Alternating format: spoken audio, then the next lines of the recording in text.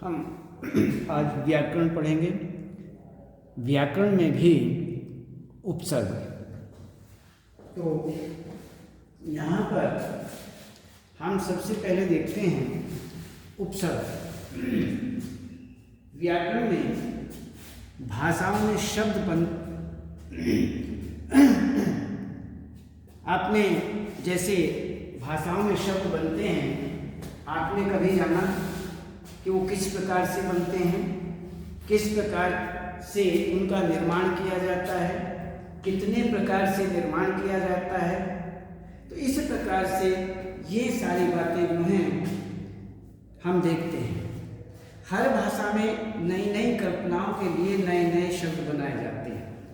कोई भी भाषा क्यों न हो, उसमें अपनी अपनी कल्पनाओं के आधार पर हम नए नए शब्दों का निर्माण करते हैं हर भाषा के अंतर्गत। तो भाषा में कई नई नई संकल्पनाएं आती रहती हैं और हम उनके लिए नए नए शब्द बनाते रहते हैं।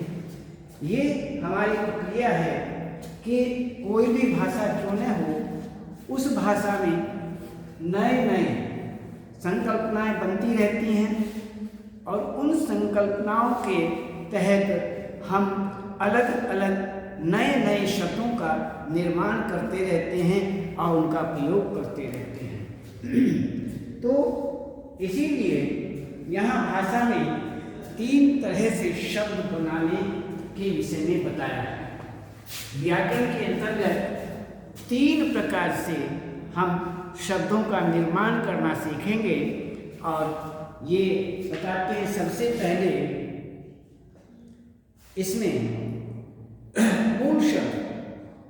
मूल शब्द के आरंभ में कोई अंश जोड़कर, मूल शब्द जो है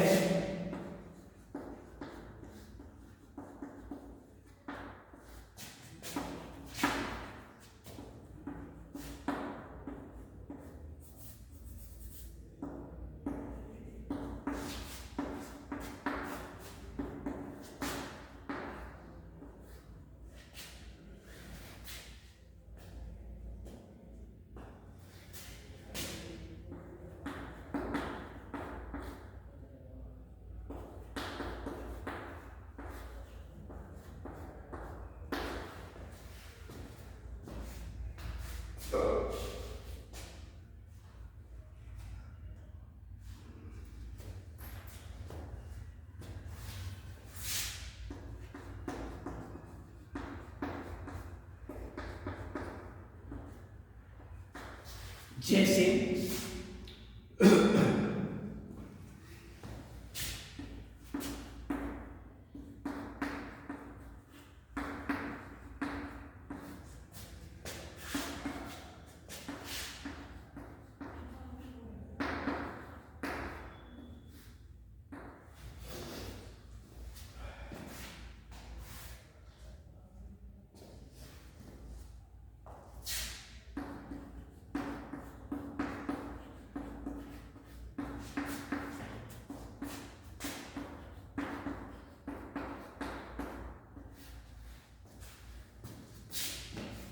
और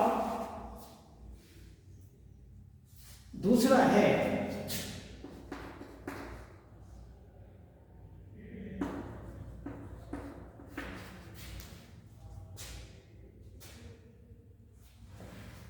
मूल शब्द।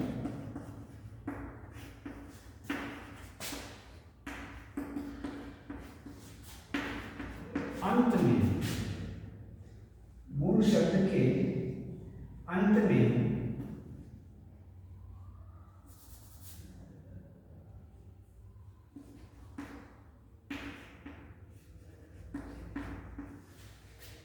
मूल शब्द के अंत में कोई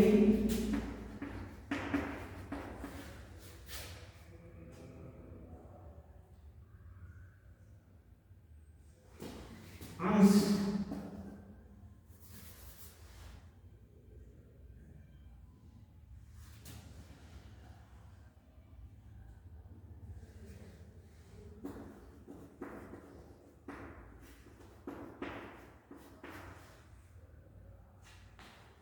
कोई अंश जोड़कर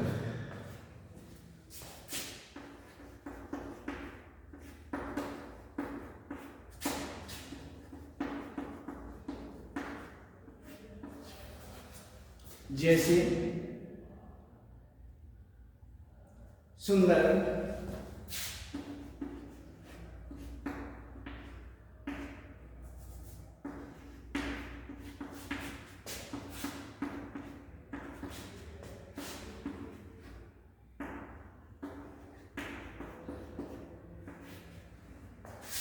सुंदरता,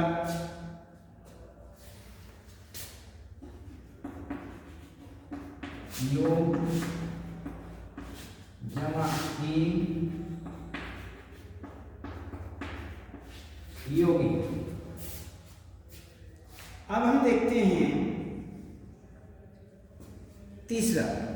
पहले इन्हें अच्छी तरह समझिए कि इसमें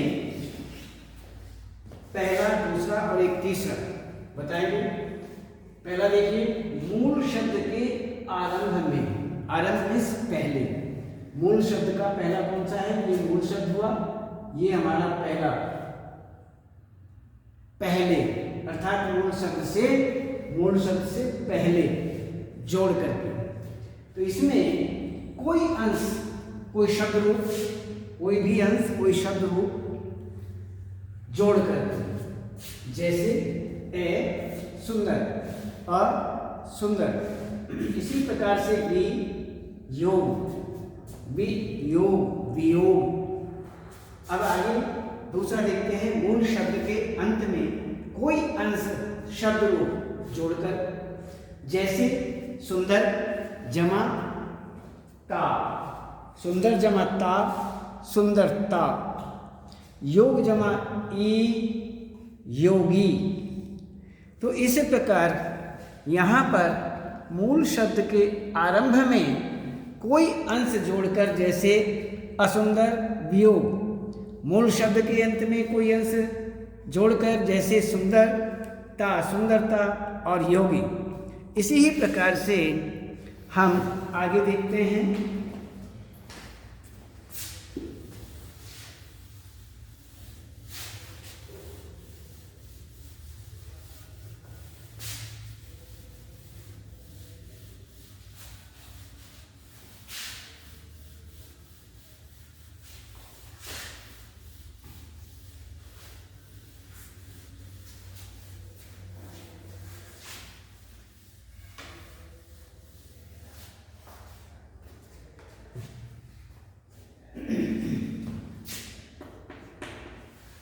ये हुआ अब हमारा तीसरा, दो मूल शब्दों को मिलाकर।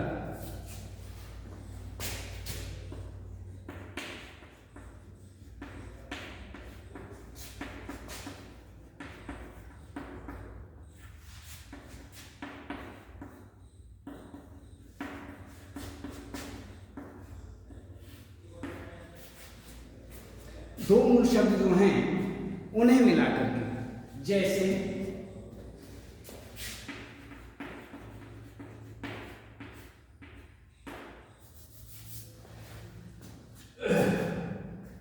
जैसे राष्ट्रपिता,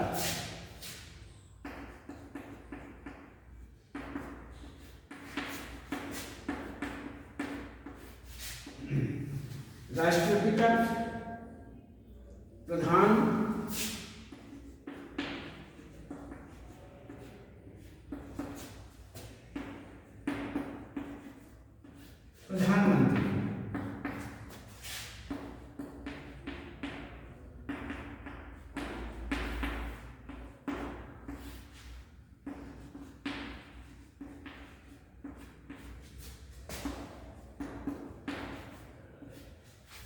अब ये देखिए, ये हमारा तीसरा है। पहला कौन सा था हमारा? कि मूल शब्द के पहले, मूल शब्द में पहले कोई शब्द रूप जोड़ करके, अंश जोड़ करके, मूल शब्द के पहले कोई अंश अर्थात शब्द रूप जोड़ करके हम कोई शब्द निर्माण करें, जैसे सुंदर, असुंदर। तो इसी प्रकार से दूसरा कौन सा था? कि किसी ही मूल शब्द के अंत में कोई अंश जोड़ करके, कोई अंश जोड़ करके, तब जैसे योग जमा ई योगी। अब तीसरा ये है कि दोनों ही मूल शब्द हैं, दोनों ही मूल शब्द हैं, और इन दोनों मूल शब्दों में हम जोड़ करके लिखते हैं। इसको हम तीसरा शब्द निर्माण कहते हैं। तीसरा भाग हुआ तो राष्ट्रपिता, प्रधानमंत्री, ये हुआ हमारे इस प्रकार से। तो इसमें इस प्रकार 3 प्रकार हमारे बताए गए। पहले प्रकार जो है, उस पहले प्रकार को यहां पर उपसर्ग नाम दिया गया है। इसमें 2 शब्दों के मेल से बनने वाले नए शब्दों को समास या समस्त पद कहते हैं। इस तरह इस भाषा में 3 प्रकार के नए शब्द बनाए जाते हैं। तो इसमें एक हुआ हमारा उपसर्ग, जो पहला प्रकार बताया गया है, जो शुरू में मूल शब्द के pहले जोड़ा जाता है, अंश जोड़ करके नए शब्दों का निर्माण किया जाता है, उसे हम क्या कहते हैं? उपसर्ग। नए निर्माणों किया जाता है। दूसरा होता है कि मूल शब्द के अंत में कोई अंश जोड़कर, वह का है हमारा प्रत्यय। अब तीसरा है जो दोनों मूल शब्दों को जोड़ करके नया शब्द निर्माण किया जाता है, उसे हम यहाँ पर समास कहते हैं या समस्त पद कहते हैं। तो समास कहते हैं। इस प्रकार हमारे पास 3 प्रकार हुए। अब सबसे पहले हम क्या देखते हैं? सबसे पहले उपसर्गों के विषय में जानते हैं।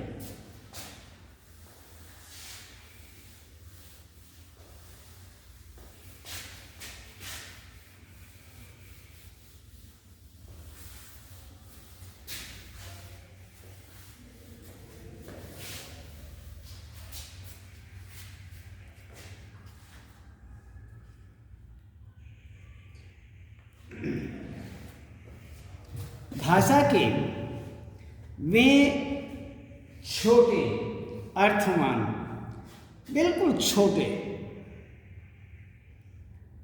जो अर्थवान खंड जो शब्दों के आरंभ में लगकर,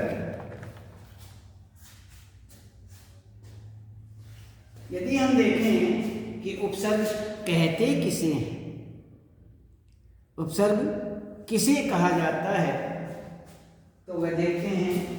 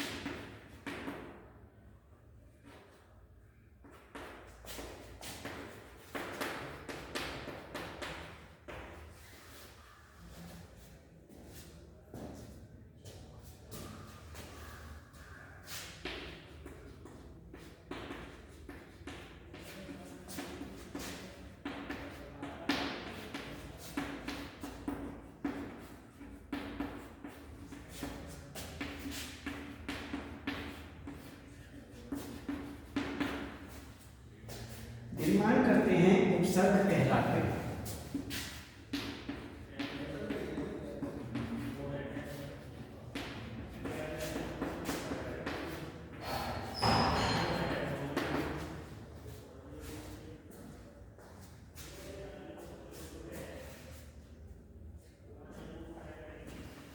इसमें कोई भी भाषा क्यों नहीं, हम ये नहीं कहते केवल हिंदी, नहीं, कोई भाषा में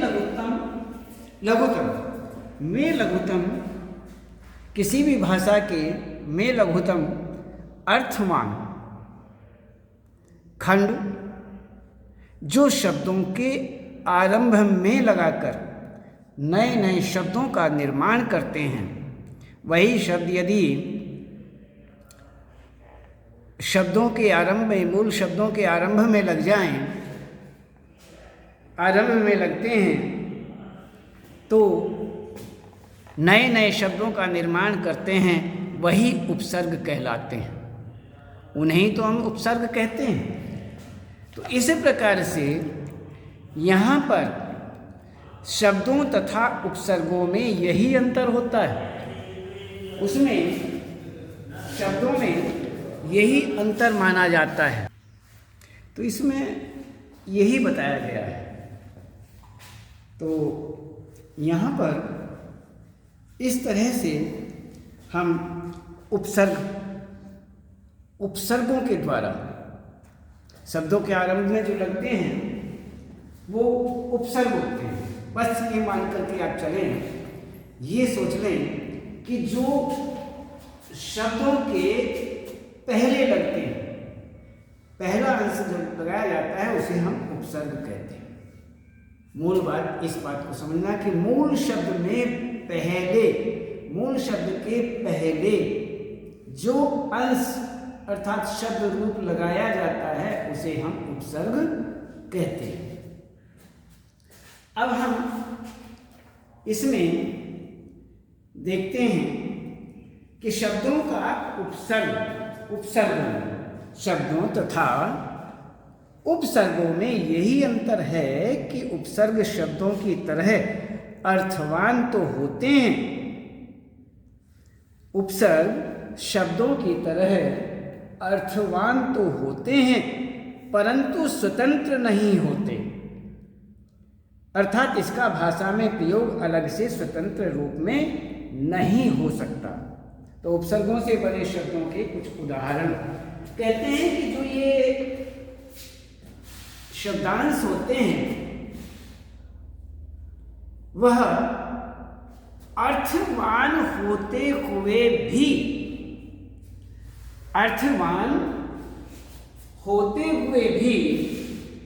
इनका अर्थात उपसर्गों का अर्थात इन शब्दांशों का भाषा के अंतर्गत स्वतंत्र रूप से प्रयोग नहीं होता।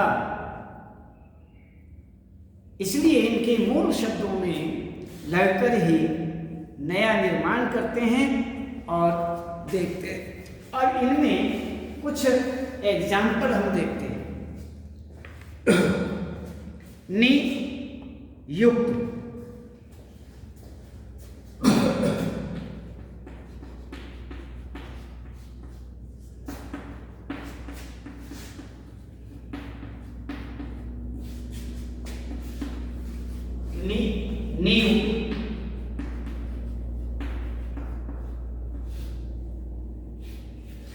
इसमें नि का हम अर्थवान होते हुए भी इनका स्वतंत्र रूप से प्रयोग नहीं कर सकते, अर्थात इनका स्वतंत्र रूप से प्रयोग नहीं होता है।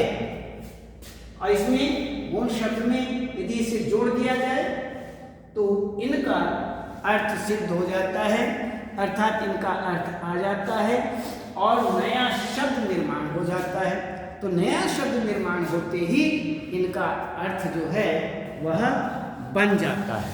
तो इस प्रकार से ये हुआ जैसे अपयश,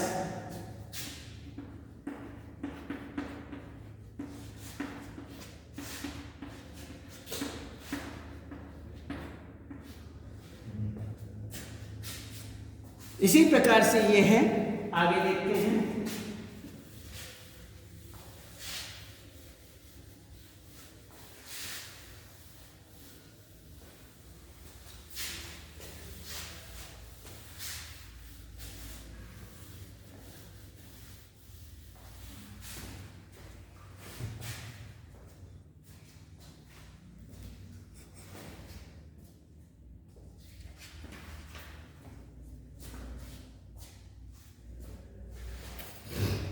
इसमें उपसर्ग, भेद प्रभेद,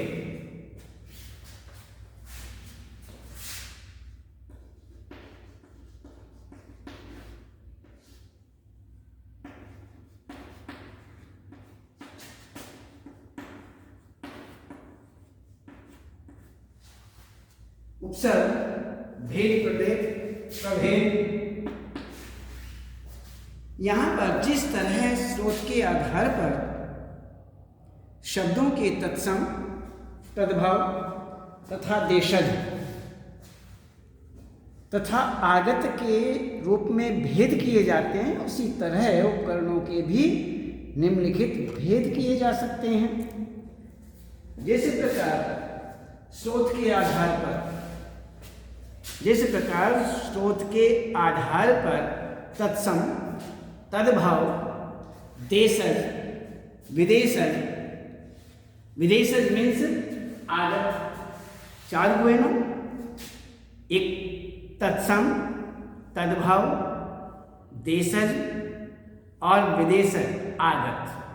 देशज देश में, देश के शब्दों को कहते हैं, और आगत विदेशज जो विदेशों से आए हुए शब्द होते हैं। तो ये चार प्रकार हैं। इन चारों प्रकारों के आधार पर उसी तरह उपसर्गों के भी निम्नलिखित भेद माने जाते हैं। जैसे सबसे पहले हम देखते हैं तत्सम उपसर्ग। तत्सम उपसर्गों के विषय में देखते हैं। जो उपसर्ग तत्सम शब्दों के साथ संस्कृत भाषा से हिंदी भाषा में आ गए हैं तथा हिंदी के तत्सम शब्दों के ही आरंभ में जुड़ करके वह शब्द बनाते हैं, वे तत्सम उपसर्ग कहलाते हैं। जैसे जो उपसर्ग तत्सम शब्दों के साथ हैं, जो उपसर्ग जो हैं तत्सम शब्दों के साथ में जुड़ करके, तत्सम जो हैं शब्दों के साथ संस्कृत भाषा से हिंदी भाषा में आए।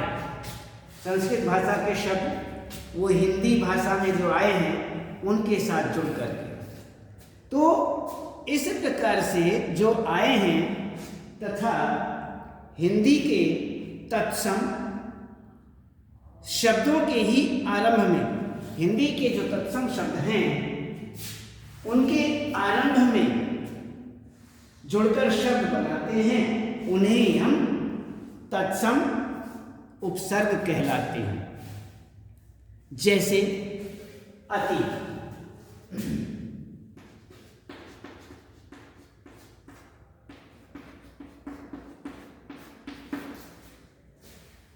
जैसे अति, अधिक। अति किसे कहते हैं? अधिक।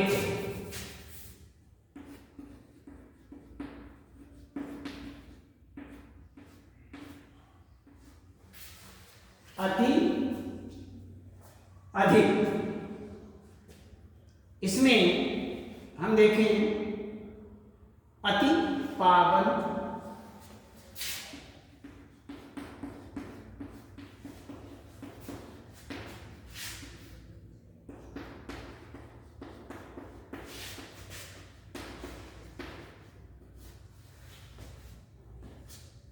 अति पावन,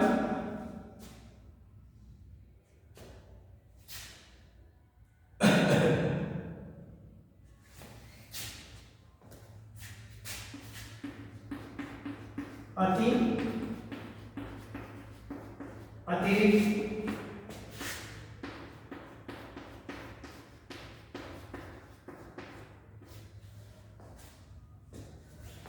अतिरिक्त,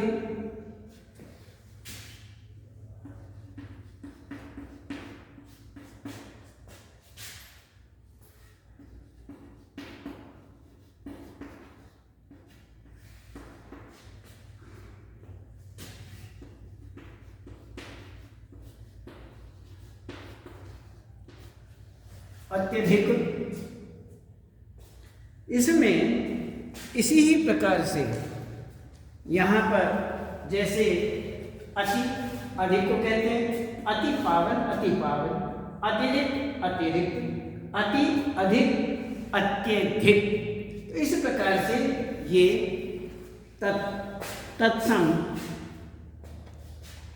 उपसर्गों के अंतर्गत आते हैं। ये हुआ हमारा